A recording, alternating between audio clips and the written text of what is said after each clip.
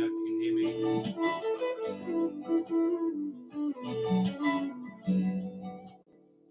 If you've got any questions, get them in fairly quickly because I'm planning to make this a slightly shorter one than usual.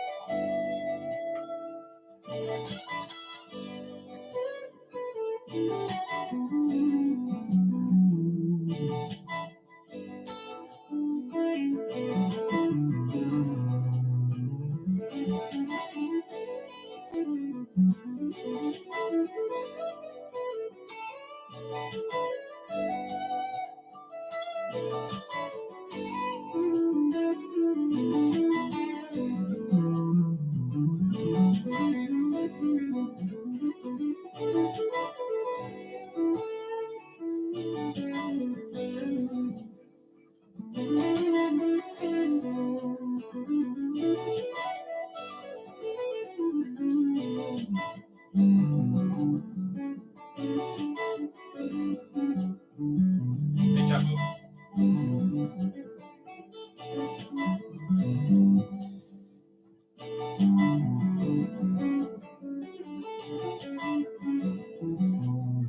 If you've got any questions, I get them in fairly promptly because I'm hoping to make this a fairly short session, but happy to go with what anyone wants to talk about.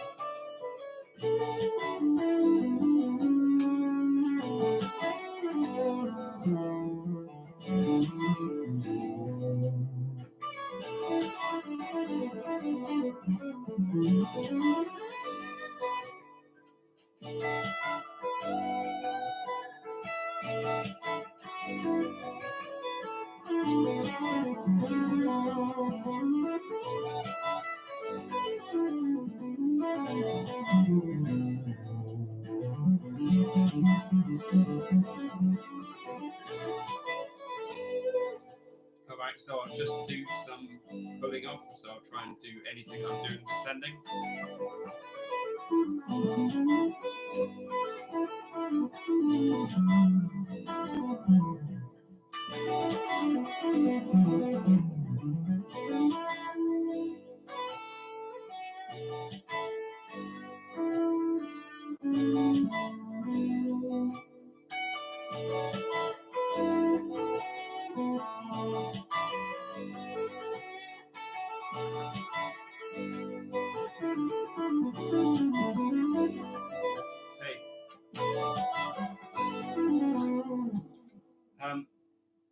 So the technique of pulling off, what I would say is that if you look at, there's lessons from people like Alan Holdsworth on this sort of stuff, pulling off is not necessarily a thing that you have to do. You could do all hammer-ons.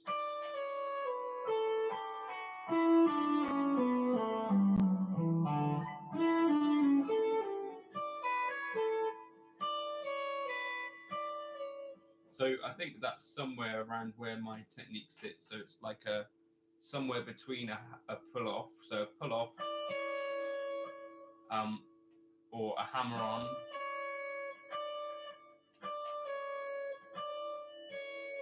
I think I do a mixture of both.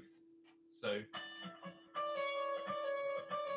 I'm sort of pulling off and down, like I said the other day, and also at the same time sort of hammering on with the finger that wants to be playing the note underneath.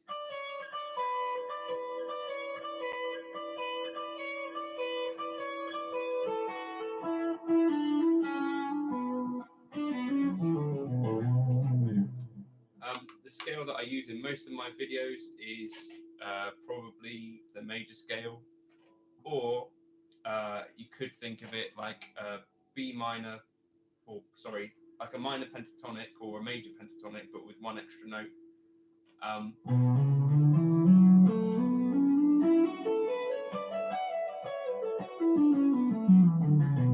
That's basically most of what I do. Sorry.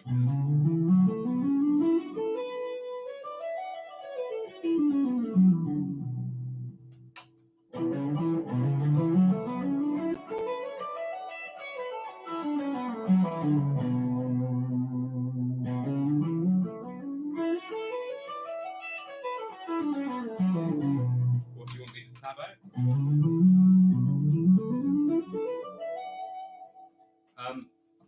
I'm happy to put together a sort of lesson on this and put it on YouTube.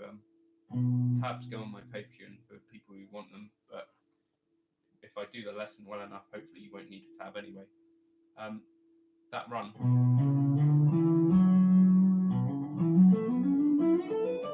Sorry.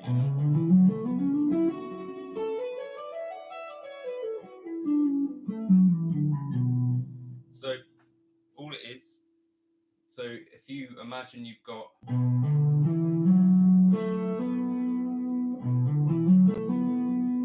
so that's like a B minor pentatonic, yeah?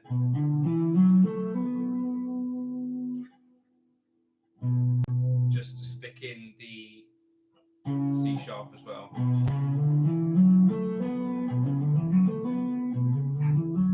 And what you end up with is like a 6-note scale, so I guess you could call it a hexatonic. So B, C sharp, D, E, F sharp, A, B.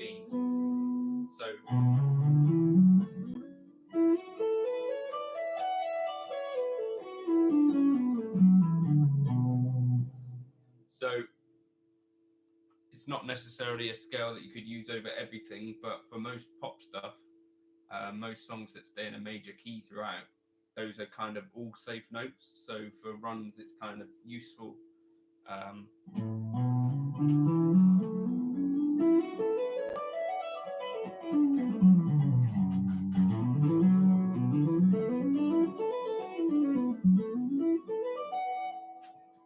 So that's kind of the basis behind a lot of my runs.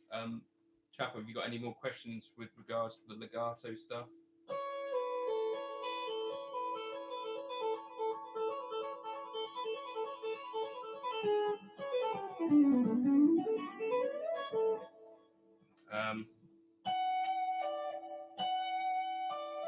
I would practice the pull-off side of things really slow, and I don't know if I've said this before, but I remember when I was younger, the feeling that you're trying to create that momentum is kind of a bit of a thing, and a lot of your effort goes out from the fretboard.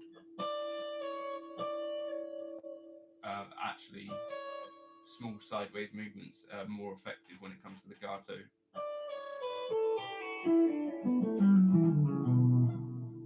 It shouldn't really be called a pull off. I would call it like a pull to the side or pull.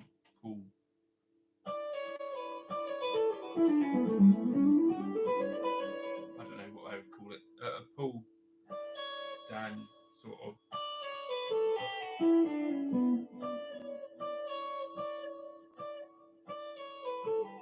You're sort of using like the tip of your fingers to pull off.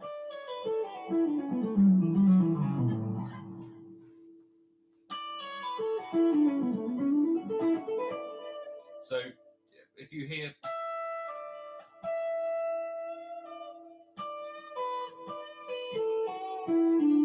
it's obviously too much, but like a subtle, like you can pick with like the tips of your fingers here.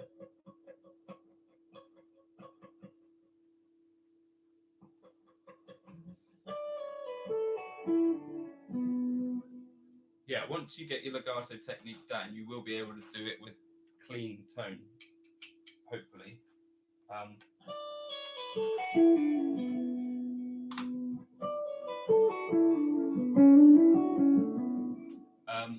No, my guitars have kind of medium action, I would say. I use strings that are either gauge 10 or 11, and I'm not that fussy about string height, to be honest. High tour. So you should be able to play with a fairly light touch, but also part of that is that you don't want to be picking too hard with this hand, the picking hand, obviously. I think this is part of what helps that feeling of smoothness, because obviously if you're picking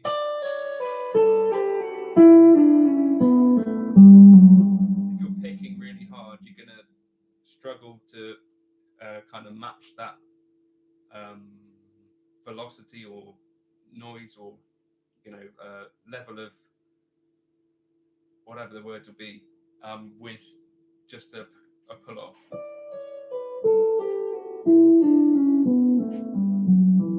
So this hand here should kind of be like super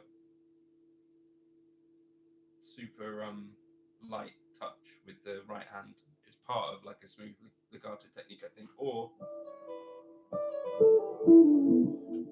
hybrid picking, which I don't do, but other players do with great success. Is fret buzz normal? Personally, it's not something I like to have, because I think it sort of does reduce sustain. I don't know if that's scientific or not, but I feel like if you've got something hindering the movement of the string, like a fret underneath, then you're probably going to have slightly less sustain. Simple example to practice what legato for descending.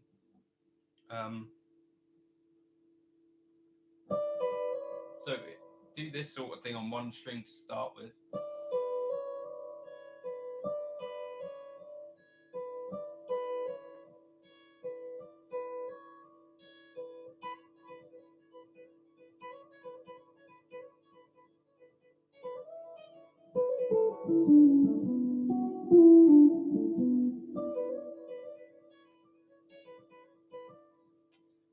Hey 11 Secret Herbs and Spices, that's a cool name. The long lines, so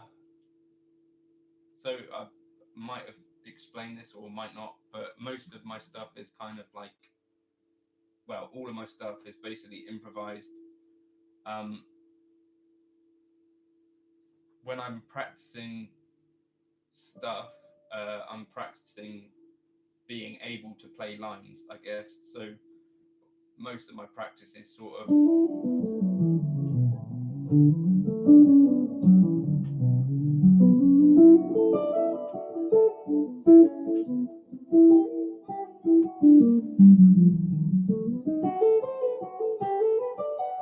just playing around within a key or a concept. So the lines aren't really planned. As I explained with that kind of hexatonic idea, you do have like a sort of safety in knowing that you're not going to end up on a dodgy note. I don't have any exercises, Paladin. What I do have a sound slice where I've got like a few arpeggio. Well, I've got a sound slice if you want to check that out, but that's got full like exercises around arpeggios. It's got a few solos fully tabbed out.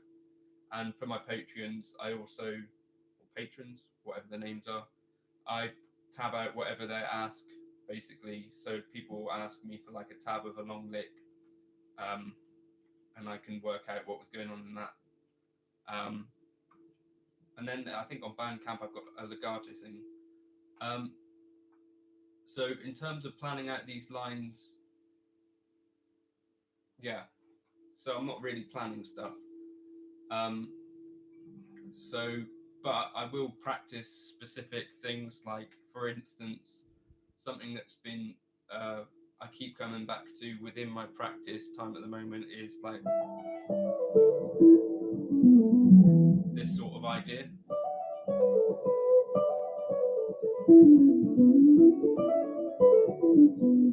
I can paste the link to it now if you want. This is where I mostly put my like backing tracks and stuff if people want them. If you don't have any money or anything, feel free to just ask me for stuff, and generally, if I'm feeling nice, I'll sort you out. But I don't have any gigs at the moment. So yeah, 11 Secret Herbs and Spices. That's such a funny name. Um, if Let me think. So stuff that requires a bit more thinking, it's like the sort of stuff that I was discussing in the modes video. If I know that I'm going to have to change to another key, then the lines kind of I have to think a bit and kind of real time think about what I'm going to do. I explained this on the live stream the other day, but so if you've played a Strat and you've played an Ibanez RG, on the one hand you've got like a guitar that feels like a guitar, and then an RG feels a bit like less of a guitar. This is kind of my scale of how I think of stuff. On the other side, there was the Strandberg, which just felt like less of a guitar than to me than an RG, if that makes sense. So it didn't feel familiar to play it. I used to play metal, yes, divided by time. I say metal, like prog metal, sugar, that sort of stuff. I guess I still play a little bit occasionally when I'm feeling silly. Um, and then today specifically, I've been working on. I think Polyphia. I can't say I listen to them, but I think they like a lot of the guitarists that I grew up listening to. So I think there'd be like some shared influence and stuff there. Personally, I don't listen to them, but that's not to say that they're not decent or anything. I bands around. I kind of really like Pliny's stuff, who sounds a lot like kind of Chimp Spanner if you were around for that sort of era of the gent scene, if you call it that. I really like his playing. And there's a guy called Owain. I'll write that out. He's great.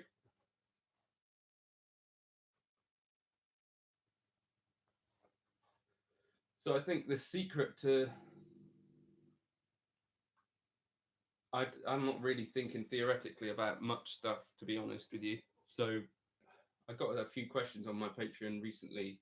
I think something makes me think that people think that I'm thinking more than I am when I play it, but generally my approach is super simple, and I'm just thinking of what key I'm in or what key I'm going to end up in. So nothing particularly outside of that. So it's quite a simple approach realistically. But if you're trying to play long melodic lines, the only way really is to try and play long melodic lines.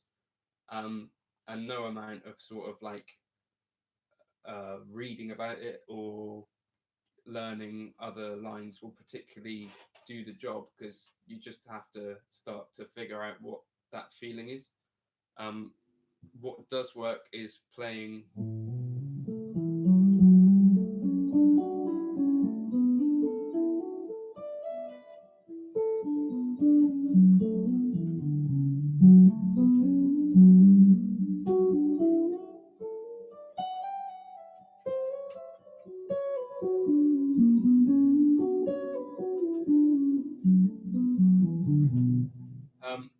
to do that sort of thing.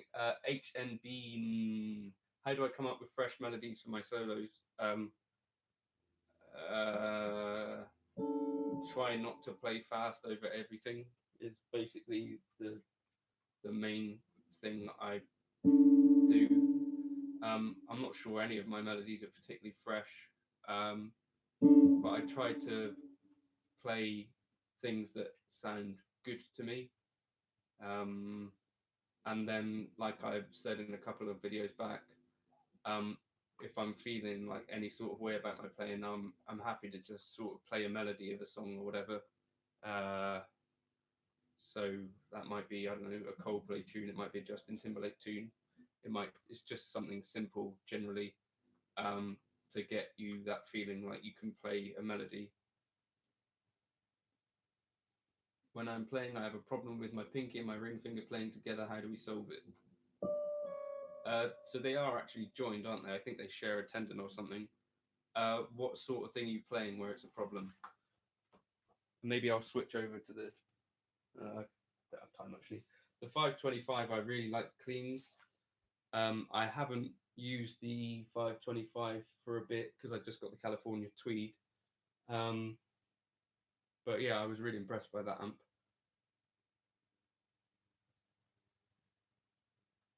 How much gain were you using on it divided by time? And also, what cab were you using it into? So I use it into a wide body open back cab, and I think the leads in it are pretty awesome. I find it really cool anyway. The gain is kind of crazy on it. You don't need to use all of it, and I find that, you know, there's that like traditional V that people use on the EQ. I find that that just makes things sound very weird.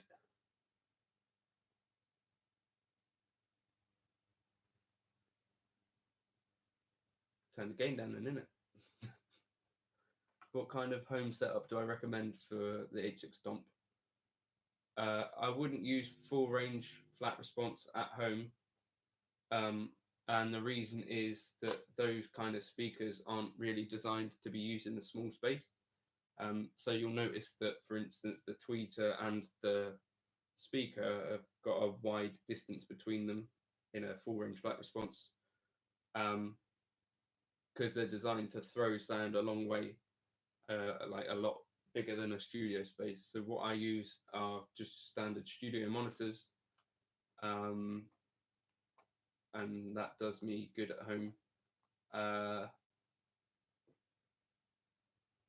The issue is then when you go out and plug into a full range flat response monitor, if that's what you're doing, that you have to kind of make adjustments. But I think anyway, when you turn up a full FR, however we're going to say that, you're going to have to make adjustments anyway.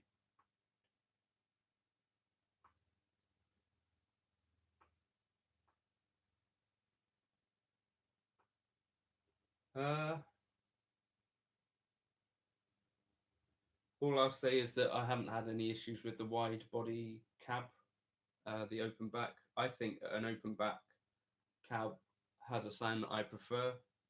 I feel like the trebles are kind of more spread around maybe with an open back cab. I don't know. It could be rubbish, but that's just the way I think I prefer. Love to see me cover guitar songs like soloing over pop songs. I do a bit of that. There's some stuff of me playing like over, what is there? Well, there's all sorts of stuff on my YouTube, like Baby'd Be Mine as a solo I did over that. Never Too Much as a solo I did over that. There's loads of 1975. Dua Lipa. Which tune? Yeah, I've got the 1x12 wide body open back.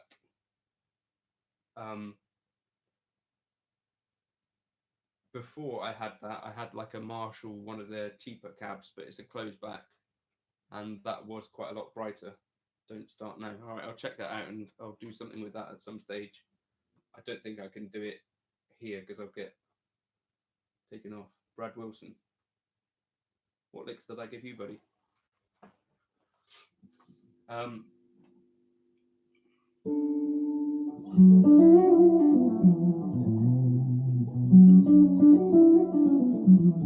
right, I'll plug it to the 525 for a second and I'll see if I can give you some tips for anyone who's struggling with it.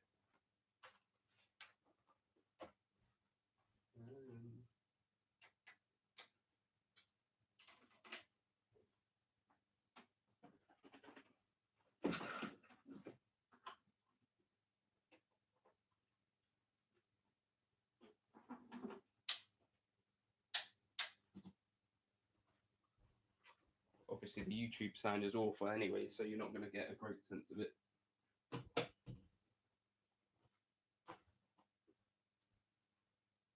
I'll start off on the lead channel just so you can get here is in gear. Say I will.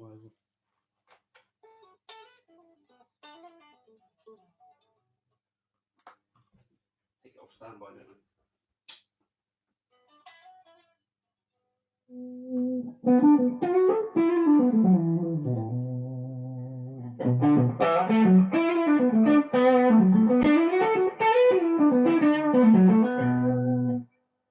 So I'm super quiet here at the moment, but to me that's not like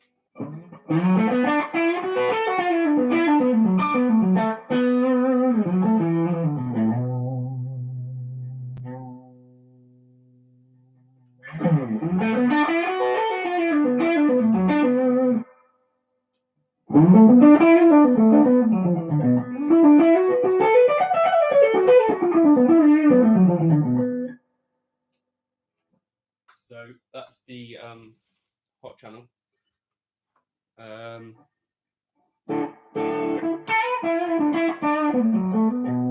don't know how it's going to take delay.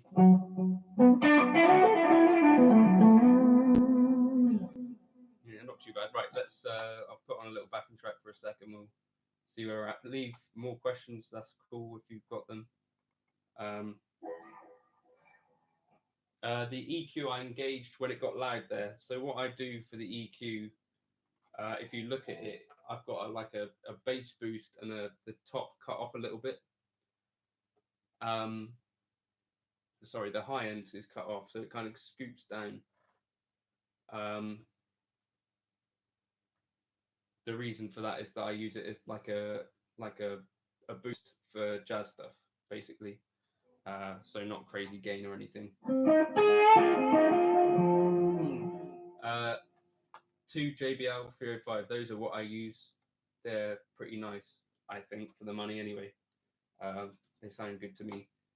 And I think they use the same sort of technology as some of the more expensive models in it, but I've not ever had any problems with them.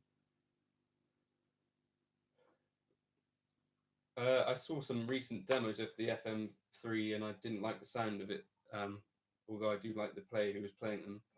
But if I ended up one, I wouldn't be adverse to using it.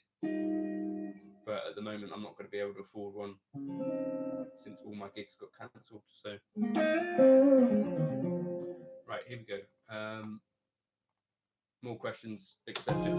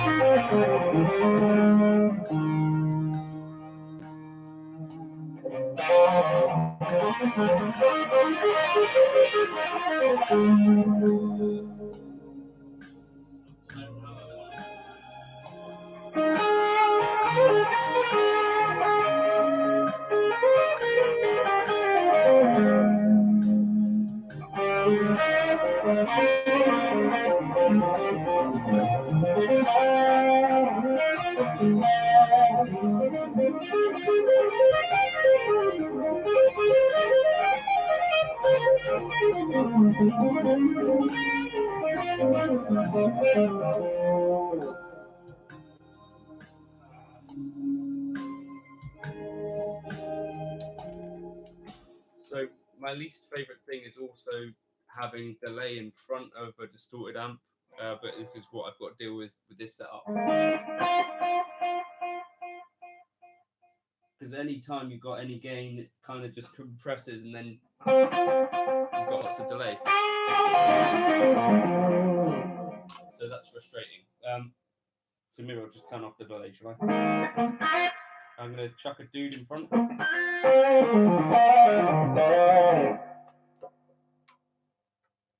Where are you from, Arch? Hey, Simon. Thanks for dropping in. Let me do a little bit of...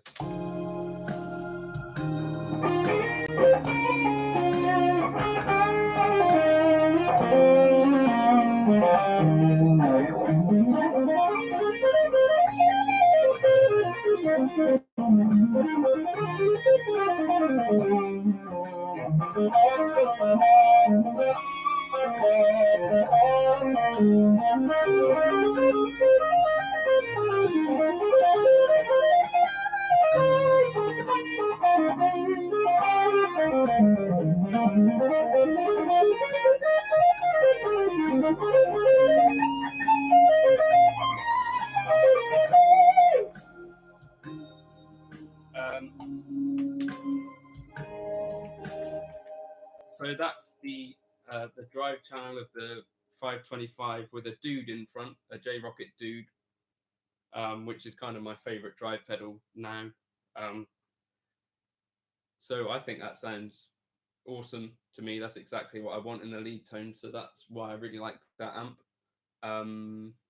Takes pedals super well. The clean channel is awesome as well. I'll just put on that.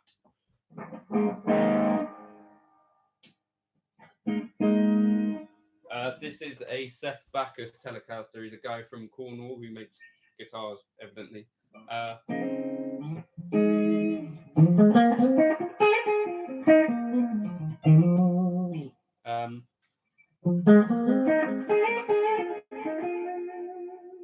stick on some dude on the clean channel because it does take pedal as well. Bit.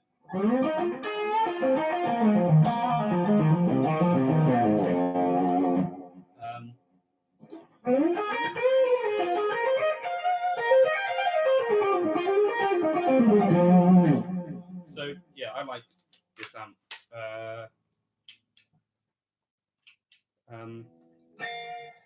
I find when you get the volume up, it's best to just leave all of the. There's like a joke behind it, if you leave the controls pretty much straight up, things tend to sound good. At this lower volume, it's a little bit more tricky. Hey, Matter.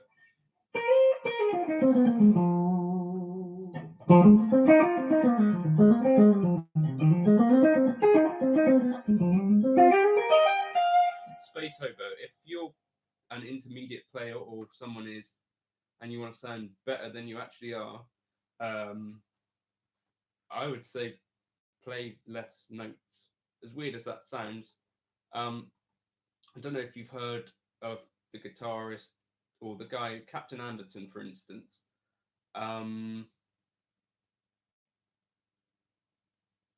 Lee Anderton, is that his name? Lee Anderton. He is not an intermediate. I don't know if he is an intermediate player or not. But he used to say on the channel about how he wasn't an advanced player or whatever. And what he does quite well is kind of play less notes but make them sound good.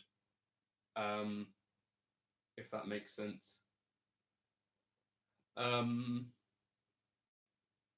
So that would be a tip that I would give. Work on your timing as well. Timing's kind of important. I don't think there are really any cheats as such. And anyone who kind of does tell you that there are like hacks to stuff, I'm not sure you should particularly believe them.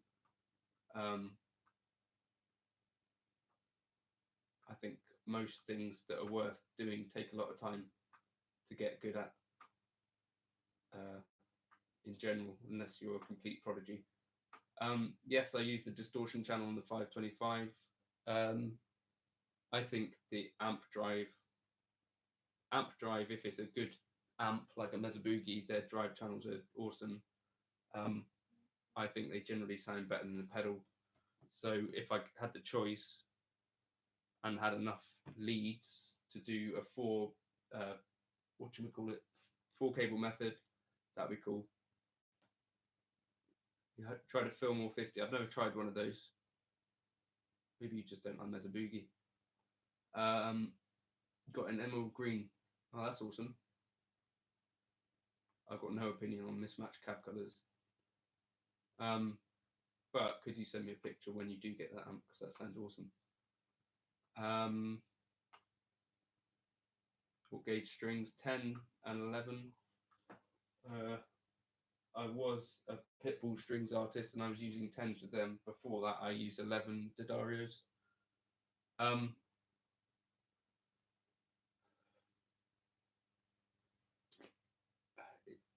Chica's tone on the Helix is a bit of a difficult one.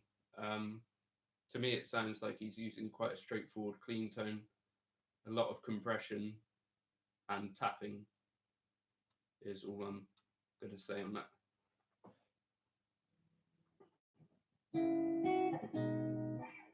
I've never really listened to much of his playing, to be fair. So I'm not an expert at all. So I'm not the guy to ask.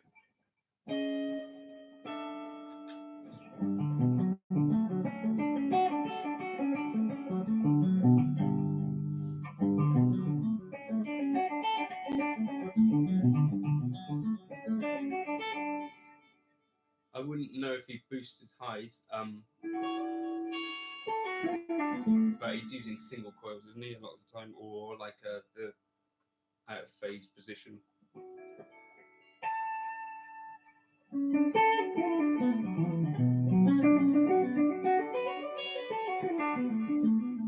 Both space oboe.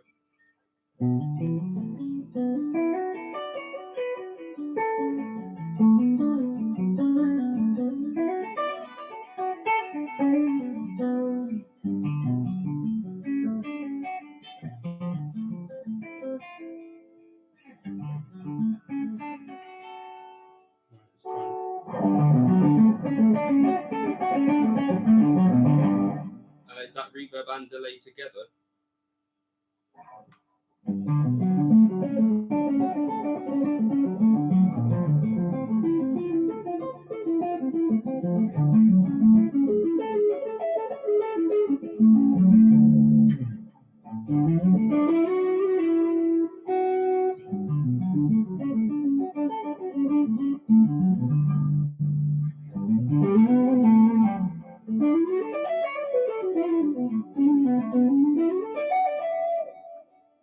If it's reverb and delay together, the Strymon Volante I find is great.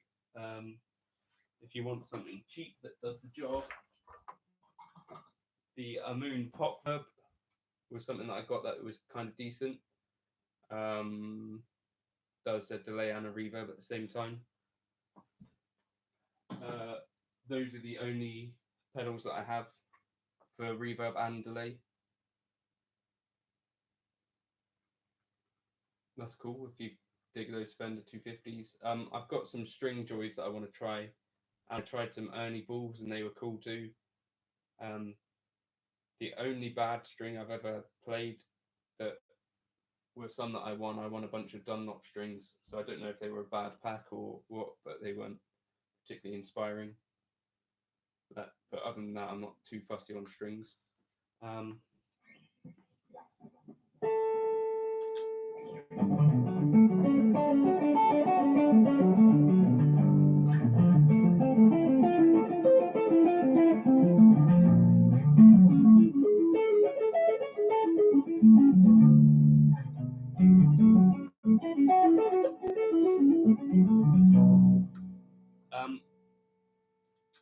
Vox style amps I find quite bright and difficult to play for me personally, unless you're using them fully clean, in which case I kind of like them for if you back off the tone a lot for jazz stuff.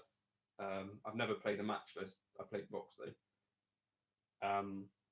I had a Vox AC30 with the Celestian Blues for a bit, and the guy Gary in the 60s band that I play in has a Vox hand wired, I think. But they're very loud amps as well. They don't really have a quiet setting, which is a bit of a problem, I think. Similar to kind of some of the Fender amps, like a blues Fender, is it, what's it called? It's a Fender something. I have not experienced Bias Amp Simulator, but anytime I try to use a preset, not preset, a plugin, I end up with latency, so it doesn't work for me. So I tried the Neural DSP stuff, Line 6 Helix Native. I've got Guitar Rig as well, but if I'm trying to play music and record at home, they're no good for me because they basically mean that I play ahead of the beat to try and compensate for the latency. Might be a problem with my computer more than anything else. Yeah, Blues DeVille, that's the one, Ben. It was loud.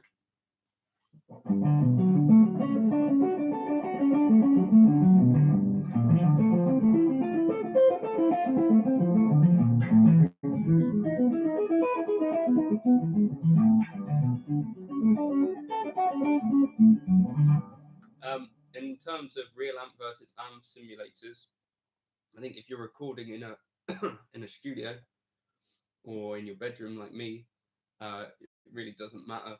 An amp simulator can get you kind of the best results you can imagine.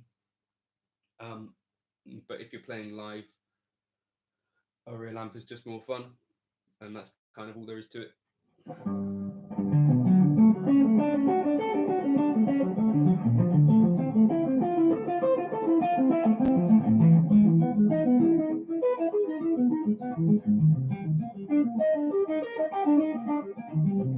No, what are Shin Music? Are those the Dumbloid and those sorts of things?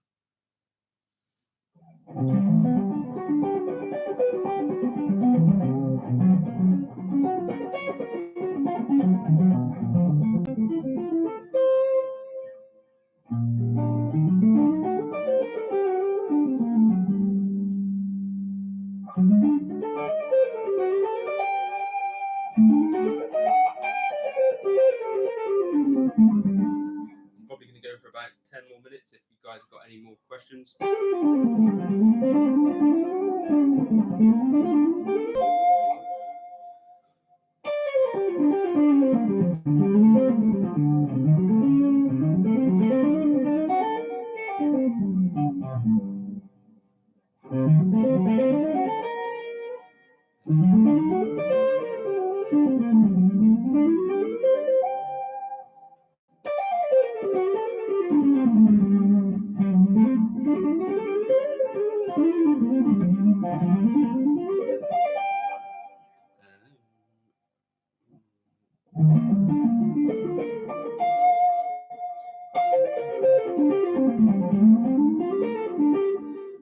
The focus of those licks.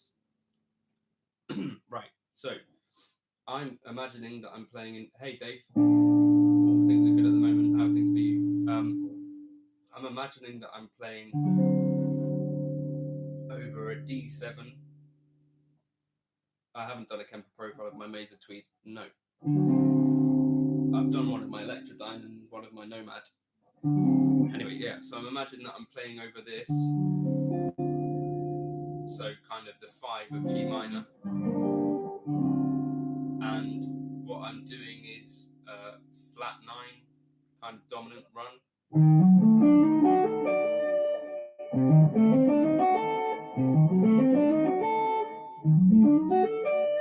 Oh, cheers, Dave.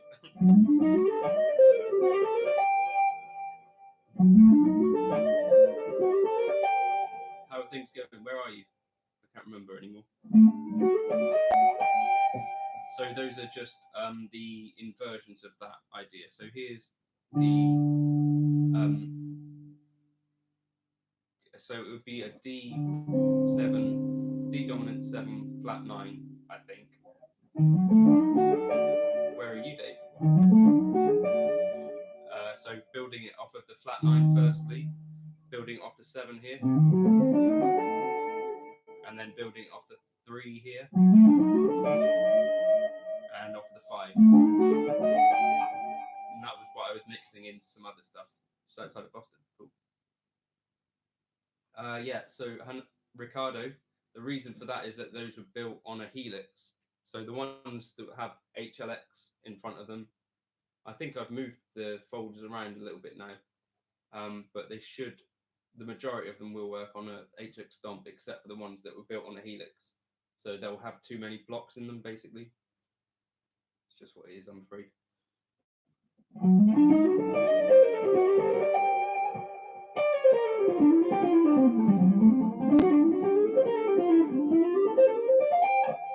So here it is again.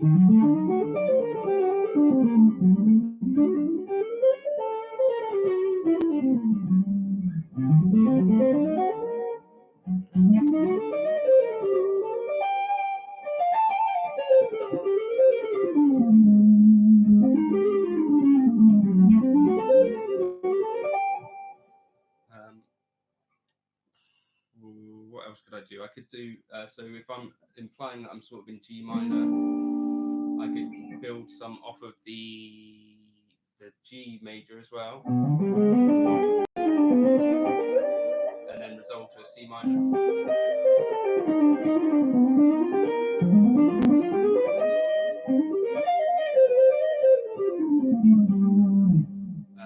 Should have probably not resolved there. So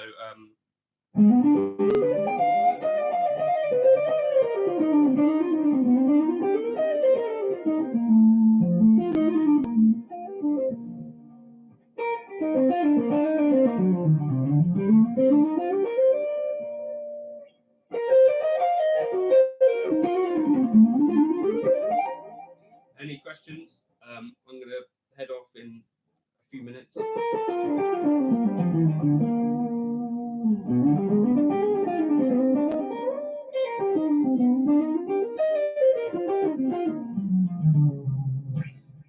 I'm putting up a video when I get off of here, and it's going to be about working on timing. Workbook suggestions for legato. I have a little. Does Tejas mean? Are you Mexican? Tejas.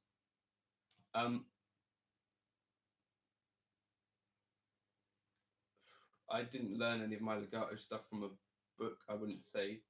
But I think the simple stuff is the simple stuff is the stuff that's worth working on. So whatever you're working on at the time, just work on making that legato possible, if that makes sense. So pretty much anything is playable in legato style. It just takes a bit of work. So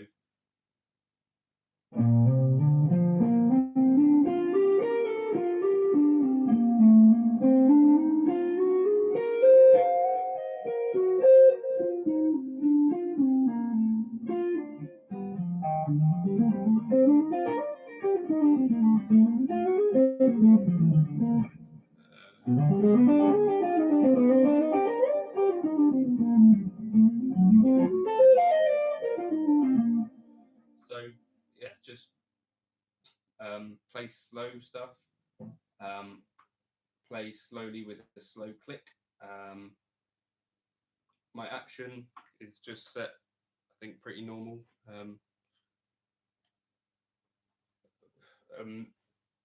However the action is. I do like Ted Green's playing, yes. I'm trying to find something which is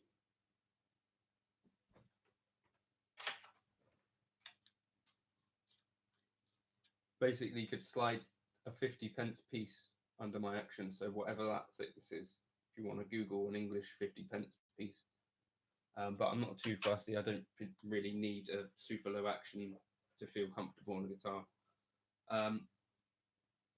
Yeah, I just answered that, didn't I? I like Ted Green, great player. Tim Lurch is quite a cool player if you're into that stuff. He's still around, unlike Ted Green, unfortunately.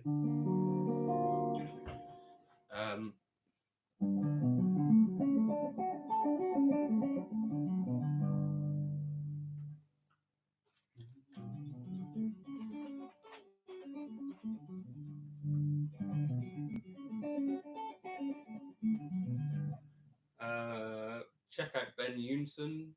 He's got cool stuff. Or Thomas Griggs is a player that I look at and think he's got amazing technique. Other than that, I'm not really super interested in that sort of stuff. I think that most of the secret to speed is kind of just to practice it. Well, where's Tejas? Where is that? Oh, Texas. You've written Texas. I see what's going on now. Who did I mention? Oh, Tim Lurch. He's a telly player as well, plays sort of in jazz style. Have you heard of Ed Bickert as well? He's a really cool player. He died recently, but he is awesome. Telly player. You thought you could memorize this modern... I think I've got that here. Or have I got chord chemistry?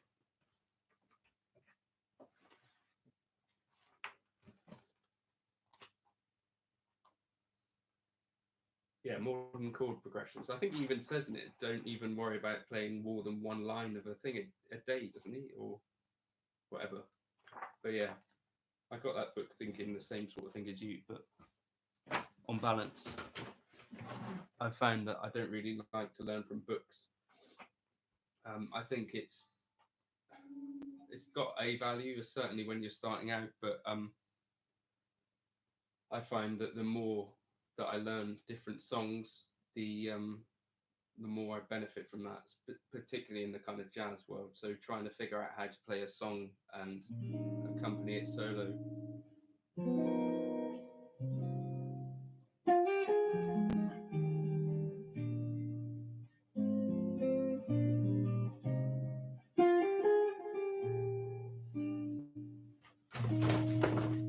That's a box falling over.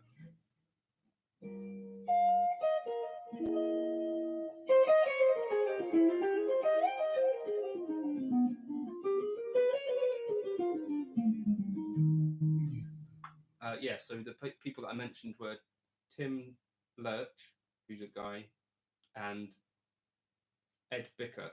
There's a song called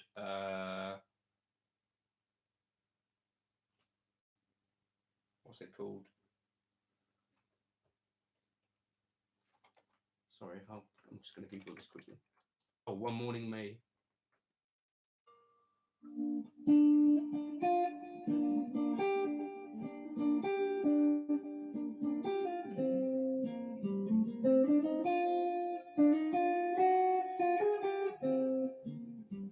Well, I can't play that anymore.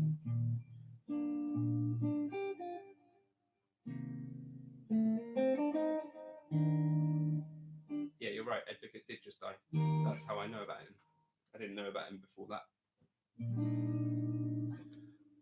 And I cannot play it. Nick Johnston. Pure Desmond. I take it that's with Matey Boy. I haven't, but I'm going to check that out.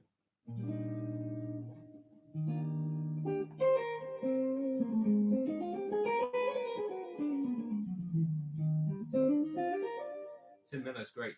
I really like his sort of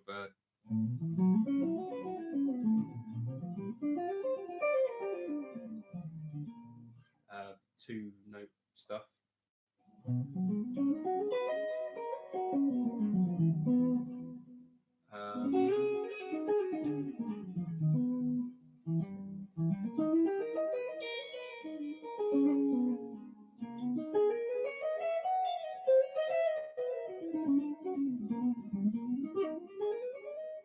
There's a solo on a Yannick Gwizdala tune that Tim Miller played on. I really like that. Yeah, that sounds like exactly my sort of thing, so I'll check that out. Cheers, Dave.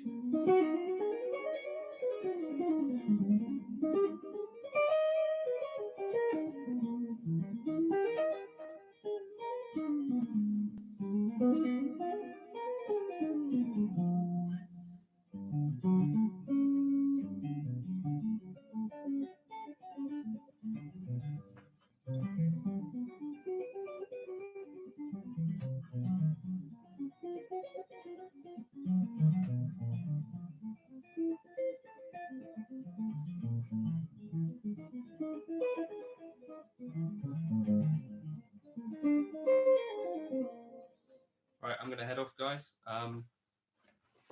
If anyone's got a final question, that'll be the time to quickly slip in with it. But I don't think you'll have time. Thanks for joining me. There's a video about to go live on my channel about working on timing, if that's of interest to anyone.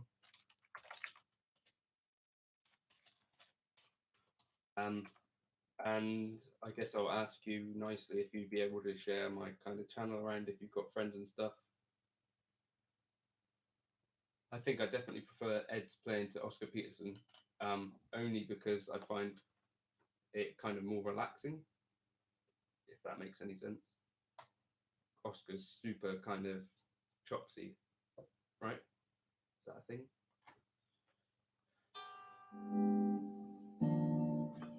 Really appreciate you guys sticking around with me and watching all my nonsense playing. Yeah, I think it was Ujwal Gupta who I made the timing video for, because he specifically asked about how I would work on timing. So hopefully it might be slightly interesting in some sort of way, although it's not any sort of quick tips or anything. But it is stuff that you can work on every day that I think does actually make a difference to your playing, and you don't necessarily have to be by a guitar to do it. So that's kind of cool. I'll try to run around. Should probably find out what your real name is. I'm going to turn this off.